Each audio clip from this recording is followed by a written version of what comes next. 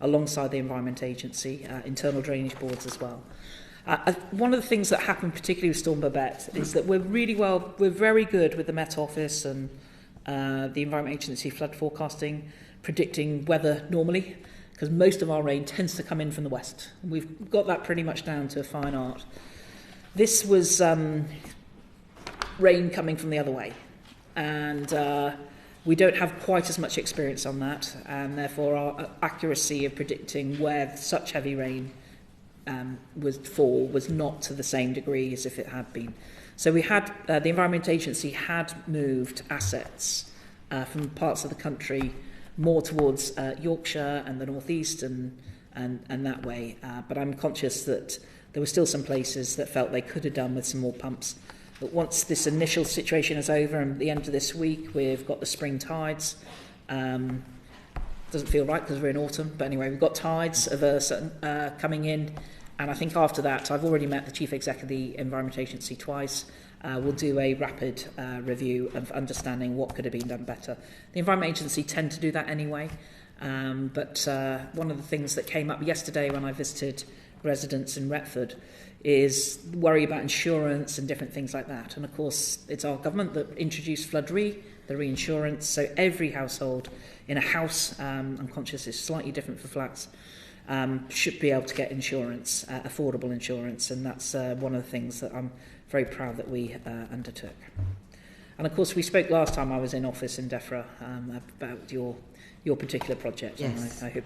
But I was due to be meeting the Chief Exec of the Environment Agency on yesterday, to actually go through this second phase of the £5.2 billion spending. Understandably, we've had to postpone that, but I want to make sure that we do get on with the projects around the country.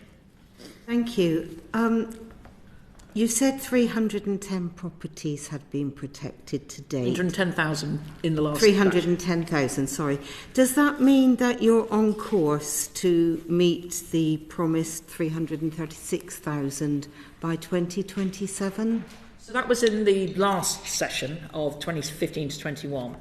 Our estimates, I think it's fair to say, and I know we're working with the NEO at this on the moment, a combination of some factors of inflation, but also some of our partners in dealing with this. There is a concern that we may not be hitting that target. That's why one of the reasons I'm having an in-depth session to try and go through that in a lot more detail on where we are and what we can do to help achieve the outcome that we intended. Can I turn to, for a minute, coastal flooding and coastal erosion? I think it was around 2020 the committee made a visit to Norfolk to have a look at sand that was being imported to protect the coastline. And the local council, I think, had taken the decision to sacrifice some parts of the coast and protect other parts of the coast, because that's the way that they thought it was best to manage it.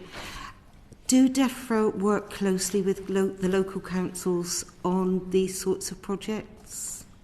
Well, around the coast, and I represent a coastal constituency. Do indeed. So reasonably aware of this. And again, the impact that coastal erosion can have, particularly it tends to be very sudden, which is even more distressing. Every coastal authority is responsible for producing a shoreline management plan. And that's where they tend to split up their coast and hold the line, manage realignment, no active intervention.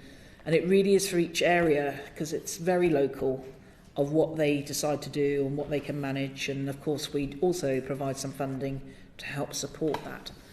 Now, we looked at trying to do some innovation projects a few years ago. I think the one that you're talking about is a sand tractor quite near Bacton on the North Norfolk coast. I don't know the outcomes of how it's been deemed how successful that is elsewhere, but what I'll do is if you don't mind, I'll ask the Environment Agency to write to you on that. I know that they tried a shingle tractor. I don't believe that worked. But I know the Environment Agency is still looking at these sorts of dynamics. Pretty much every council, I think, is going through a process at the moment of reviewing their shoreline management plan.